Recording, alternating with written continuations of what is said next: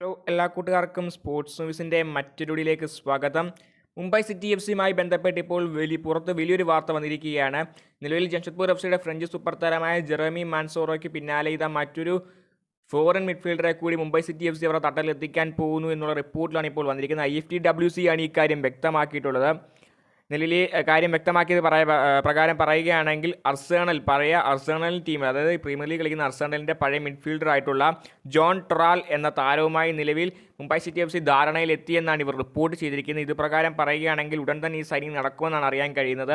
നിലവിൽ താരവുമായി എല്ലാ ചർച്ചകളും അവസാന സ്റ്റേജിൽ എത്തിക്കഴിഞ്ഞ നിലയിൽ മെഡിക്കൽസും പേപ്പർ വർക്കും മാത്രമാണ് ബാക്കി നിൽക്കുന്നത്. അതായത് മെഡിക്കൽ കഴിഞ്ഞ ശേഷം പേപ്പറിൽ കരാറിൽ ഒപ്പിടുക മാത്രമാണ് ഈ വേണ്ടത്.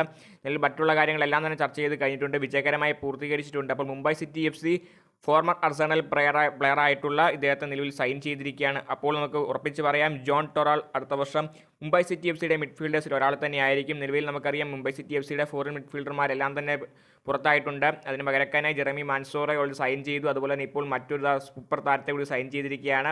അപ്പോൾ കണ്ടതിനറിയണം മുംബൈ സിറ്റി എഫ് സിയുടെ മിഡ്ഫീൽഡർമാരിൽ ഇനി ആരൊക്കെ വരും, അടുത്ത വർഷം ഇവരെങ്ങനെ പെർഫോം ചെയ്യുമെന്നൊക്കെ. ഇതിനെപ്പറ്റിയുള്ള നിങ്ങളെ എപ്പം കമൻറ്റ് ചെയ്യുക. വീഡിയോ ലൈക്ക് ചെയ്യൂ, ചാനൽ സബ്സ്ക്രൈബ് മാത്രം പോവുക. അടുത്ത ഡേ വീണ്ടും കാണാം.